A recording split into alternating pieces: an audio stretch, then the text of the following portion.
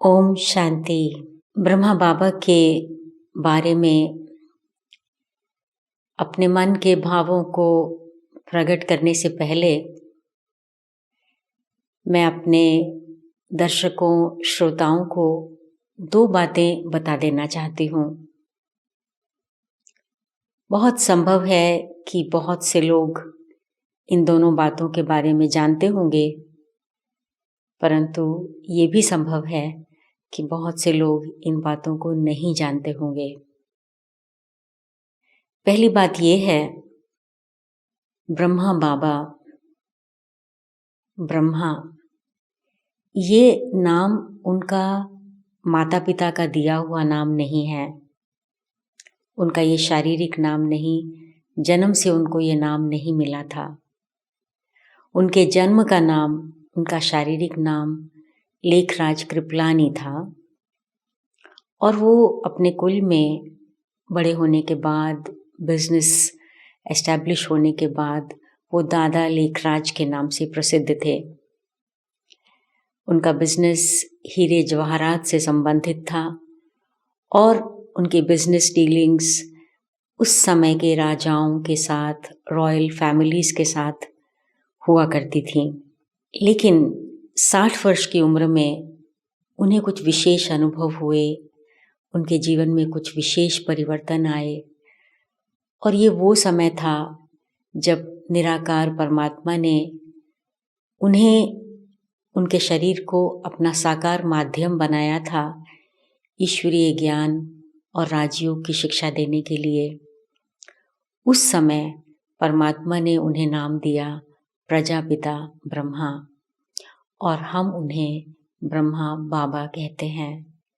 बाबा से हमारा अर्थ है पिता, हम उन्हें ब्रह्मा बाबा कहते हैं।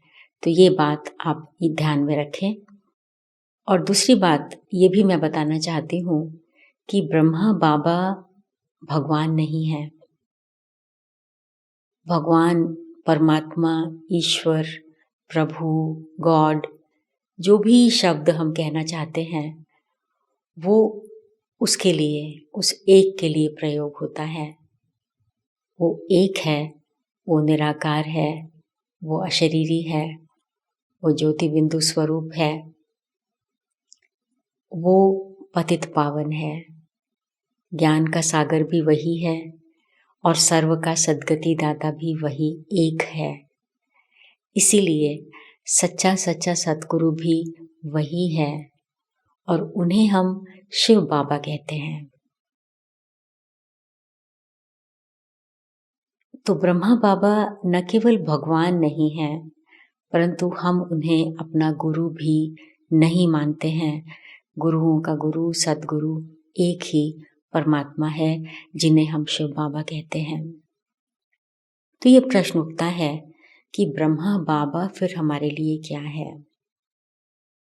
ब्रह्मा बाबा हमारे लिए एक बहुत सम्माननीय हस्ती है।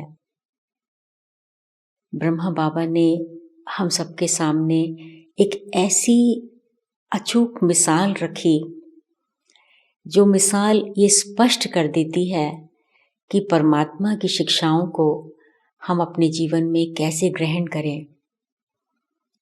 परमात्मा पतित पावन है, वो पतित से पावन बनने की शिक्षा देते हैं। घर गृहस्थ में रहते हुए कमल समान जीवन बनाने की शिक्षा देते हैं। तो इस कलयुगी दुनिया में रहते हुए परमात्मा की उन शिक्षाओं को कैसे धारण किया जाए, उसकी अद्भुत मिसाल ब्रह्मा बाबा सबसे पहले बन गए। इसलिए ब्रह्मा बाबा हमारे लिए एक सोर्स ऑफ इंस्पिरेशन है, एक उदाहरण है जिनको देख करके हम समझ सकते हैं कि हमें अपने जीवन के अंदर परमात्मा की शिक्षाओं को कैसे धारण करना है। ब्रह्मा बाबा खुद कहा करते थे कि मुझे याद नहीं करना, याद तुम्हें उनको करना है, क्योंकि पतित पावन वही है। उन्हीं की याद से ही तुम्हारे जन्म जन्मांतर के विकर्म विनाश होंगे।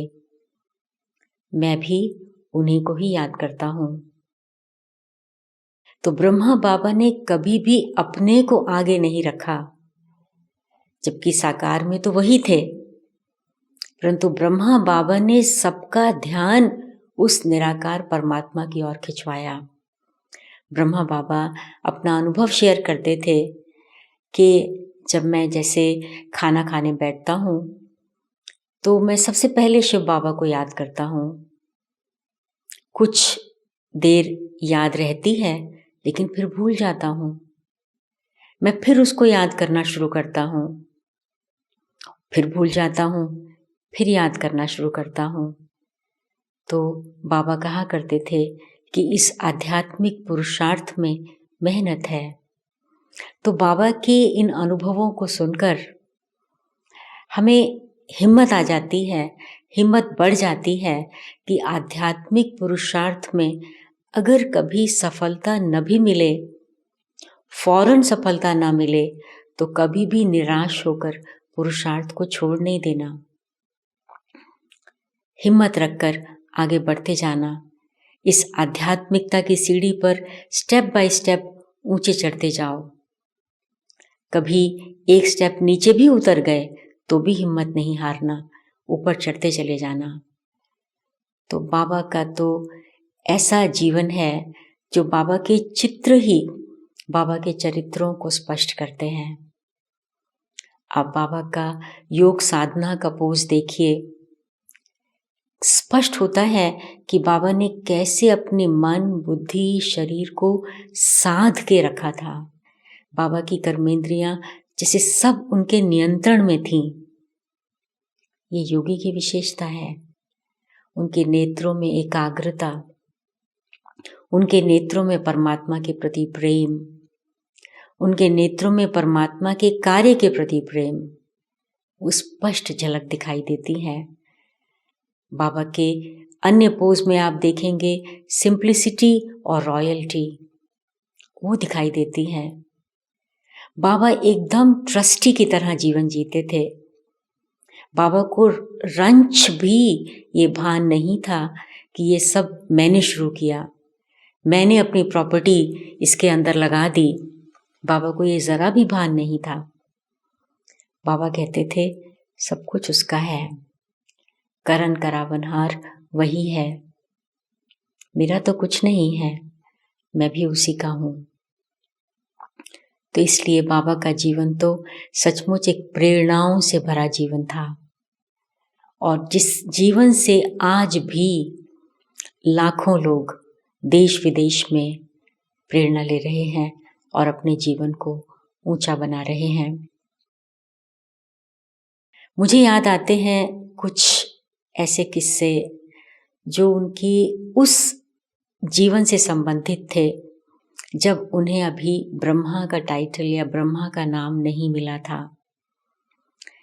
उस जीवन में भी उनकी एक विशेषता जो मुझे बहुत प्रभावशाली लगती है वो ये कि ब्रह्मा बाबा यानी दादा लेखराज उस समय पर वो अपने नियमों में बहुत दृढ़ थे। कुछ भी हो, अपने वो नियमों को नहीं तोड़ते थे। आज के ज़माने में नियम तोड़ना मनुष्य के लिए बहुत आसान है, पैसे के कारण, अपनी फॉल्स प्रेस्टीज के कारण, या इस डर से कि कहीं लोग हमारा मजाक उड़ाएंगे, कहीं हम सोसाइटी में सेट नहीं हो पाएंगे, कहीं पार्टीज़ में जाएंगे तो फिर लोग हमारे ऊपर कुछ कमेंट्स करेंगे। लेकिन ब्रह्मा बाबा को किसी भी प्रकार का ऐसा भय नहीं था। ब्रह्मा बाबा का जन्म एक ऐसी कम्युनिटी में हुआ था और जिनसे उनका बिजनेस थे, उन राजाओं से, उन रॉयल कुल के लोगों से, वो लोग नॉन वेजिटेरियन थे, अल्कोहल आदि का पान करते थे। लेकिन ब्रह्मा बाबा वैष्णव कुल के होने के नाते संपूर्ण शाकाहारी सात्विक भोजन लेते थे। तो जब ये राजा लोग बाबा के इनविटेशन पर उनके घर में आते थे तो उन्हें भी वही शुद्ध शाकाहारी सात्विक भोजन ही सर्व किया जाता था। तो वो लोग, गेस्ट लोग जब टेबल को देखते थे तो हैरान होते थे कि वो चीज़ें जो वो खाते हैं नॉन वेज, वो वाली तो यहाँ मिसिंग है, अल्कोहल तो वहाँ है नहीं। तो वो बाबा की ओर एक प्रश्नवाचक चिन्ह लेकर देखते थे दादा लेखराज की ओर। और दादा लेखराज मुस्कुराकर उन्हें कहते थे कि देखो, आप तो मुझे कागज़ के नोट देते हो और मैं तो उसके बदले में आपको हीरे जवाहरात देता हूँ। तो आप क्या समझते हैं कि आपके कागज़ों के कारण मैं अपने नियम, मैं अपने धर्म को छोड़ दूँगा? नहीं, ये नहीं हो सकता। तो वो लोग भी मुस्कुरा देते थे और बहुत प्यार से वो स्वादिष्ट भोजन स्वीकार करते थे। तो ये एक बहुत सुंदर मिसाल है स्वमान का, सेल्फ रिस्पेक्ट का, जिसकी वजह से बाबा के जो क्लाइंट्स थे, ये राजा लोग जो थे, उनके मन में बाबा के प्रति और विश्वास बैठता था। वो ये विश्वास करते थे कि ये ऑनेस्ट व्यक्ति है, इसको अपना स्वमान है, अपने नियमों के प्रति आदर है। तो उनके मन में बाबा के प्रति, दादा लेखराज के प्रति और भी ज़्यादा सम्मान की, सत्कार की भावना बढ़ जाती थी। तो ऐसा स्वमान का मिसाल देखकर सीखने को मिलता है कि कभी भी घबराएं नहीं और अपने नियमों में बहुत बहुत दृढ़ रहें। फिर उसके बाद दूसरी बात एक और कहना चाहती हूँ इस बारे में कि बाबा आध्यात्मिक पुरुषार्थ के प्रति बहुत समर्पणमय थे। चाहे जब भक्ति काल में थे या फिर इस ईश्वरीय ज्ञान के मार्ग पर जब वो चले, दोनों में उनकी समर्पणमयता बहुत थी। भक्ति मार्ग में वो विष्णु, लॉर्ड विष्णु के भक्त थे। घर में तो उनके मंदिर था ही, लेकिन अपनी पॉकेट में भी विष्णु जी की तस्वीर हमेशा रहती थी और दुकान पर भी विष्णु जी की तस्वीर होती थी। अपनी पॉकेट से तकिए के नीचे वो जब मौका मिलता था उसको निकाल करके देख लेते थे। लक्ष्य ये था कि मेरा मेरे इष्ट के साथ संबंध बना रहे। और जब उन्हें ब्रह्मा टाइटल मिल गया, जब वो परमात्मा के माध्यम बन गए, तो जैसे ही उन्हें ये पता चला कि मैं आत्मा हूँ, तो उन्होंने फौरन ये पुरुषार्थ शुरू कर दिया। नोटबुक लेकर मैकेनिकली नहीं, कॉन्शियसली लिखना शुरू किया, मैं आत्मा हूँ, मैं आत्मा हूँ, मैं आत्मा हूँ। पूरा नोटबुक उससे भी भर दिया कि ये एहसास हो कि मैं आत्मा हूँ। अपनी पत्नी के नाम से यशोदा आत्मा है, यशोदा आत्मा है। बेटे के नाम से नारायण आत्मा है, नारायण आत्मा है। ये बाबा ने बहुत अभ्यास किया। बाबा रात को 2 बजे उठ जाते थे और आध्यात्मिक ज्ञान का चिंतन और परमात्मा की याद में डूब जाते थे। बाबा के नेत्रों की ओर आप देखेंगे तो आपको दिखाई देगा वो एकाग्रता, वो परमात्मा के प्रति प्रेम। चाहे बाबा बच्चों के साथ खेलते थे या खाते थे या वॉक करने जाते थे, लेकिन बाबा का एक ही लक्ष्य होता था, उस एक की स्मृति में रहो। तो वो समर्पणमयता जो बाबा की थी आध्यात्मिक पुरुषार्थ के प्रति, वही बाबा को अपनी ऊंची मंजिल पर कर्मातीत स्थिति की ओर ले गई। तीसरी बात एक और जो मैं उसके बारे में कहना चाहती हूँ, वो ये कि बाबा में जो क्षमा करने की शक्ति थी, वो बहुत ही कमाल की थी, बहुत ही कमाल की थी। कोई लोग थे जिन्होंने कुछ मिस इन्फॉर्मेशन के कारण संस्था को, बाबा को बहुत डिफेम किया, इंसल्ट किया, गलत गलत बातें न्यूज़पेपर में प्रिंट कर दिया। तो जो यज्ञ के इस इंस्टीट्यूशन के मेंबर्स थे, वो बाबा के पास आए और कहा, बाबा हम इन लोगों पर केस करेंगे कि इन लोगों ने गलत इन्फॉर्मेशन दिया है, इंसल्ट किया है। तो बाबा ने कहा नहीं, केस नहीं करना है। सदा याद रखो, निंदा हमारी जो करे, मित्र हमारा सोए। न केवल माफ नहीं किया, परंतु बाबा ने मित्रता की भावना रखी, शुभ भावना रखी ऐसे लोगों के प्रति भी जिन्होंने इंसल्ट और डिफेम किया। और सचमुच बाबा की ये शुभ भावना ने ऐसा काम किया कि उन लोगों को जब सत्यता का बोध हुआ, सत्यता का पता चला, तो वही लोग सत्य को प्रचार करने के भी निमित्त बन गए। तो बाबा की तो विशेषताओं को वर्णन शुरू करें तो बहुत लंबी कहानी हो जाएगी। परंतु अब मैं एक उस बात पर आना चाहती हूँ जो बाबा ने लास्ट डे शरीर छोड़ने से पहले 3 शब्दों का उच्चारण किया। वो शब्द थे निराकारी, निर्विकारी और निरअहंकारी भव। क्या अर्थ है इनका? मैं शॉर्ट में आज आपको ये बताना चाहती हूँ। निराकारी भव का अर्थ ये है कि आप अपने असली स्वरूप को और अपने असली घर को याद करो। उस स्मृति में टिको कि मैं अशरीरी आत्मा हूँ और उस आत्माओं के घर, निराकारी घर जिसको परम धाम कहते हैं, उस घर की वासी हूँ। उस घर से मैं यहाँ आई थी। मैं कौन? मैं आत्मा आई थी और उस घर में मुझे यानी मुझ आत्मा को वापस जाना है। मैं आत्मा उस घर से अशरीरी आई थी। शरीर तो मुझे यहाँ मिला था, शरीर तो यहाँ बना था, यहाँ ही रह जाएगा, पर मैं आत्मा अशरीरी आई थी और मुझे अशरीरी जाना है। लोग कहते हैं कि हम नंगे आए थे, नंगे जाना है। हम अकेले आए थे, अकेले जाना है। हम खाली हाथ आए थे, खाली हाथ जाना है। तो अर्थ क्या है कि जैसे ये शरीर आत्मा के लिए ड्रेस है, कॉस्ट्यूम है। आत्मा इस कॉस्ट्यूम सहित अपने घर से नहीं आई थी। उसे ये कॉस्ट्यूम यहाँ ही छोड़ के जाना है।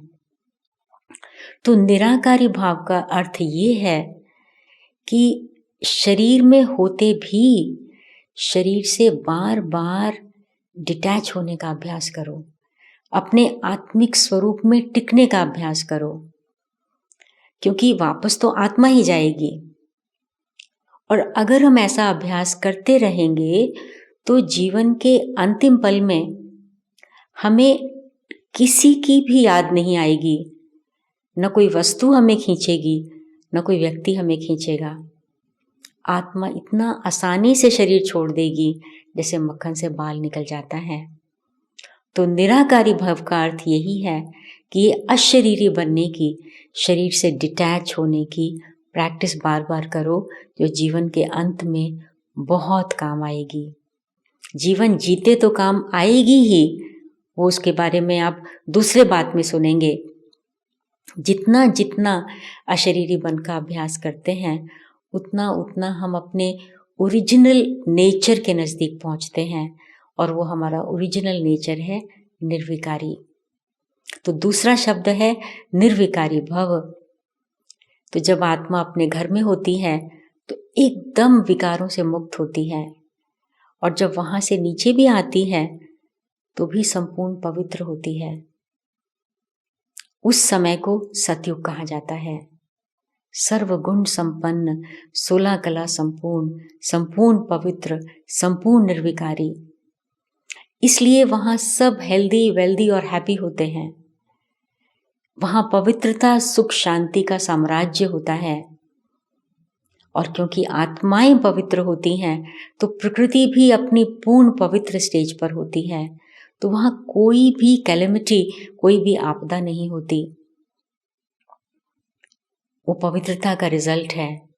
लेकिन बाद में जब आत्मा अपने को भूल जाती है तो वो विकारों के प्रभाव में आ जाती है, और जैसे जैसे वो विकारों के अधीन होती है उसकी शांति, सुख गुम होना शुरू हो जाता है।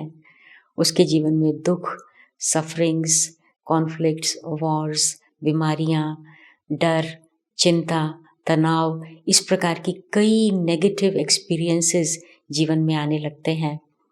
और जितना विकार बढ़ते हैं उतना ये और बढ़ता जाता है। परंतु आत्मा की तो इच्छा है कि मेरे जीवन में सुख शांति हो, हम हर हार्मनी से जिएं।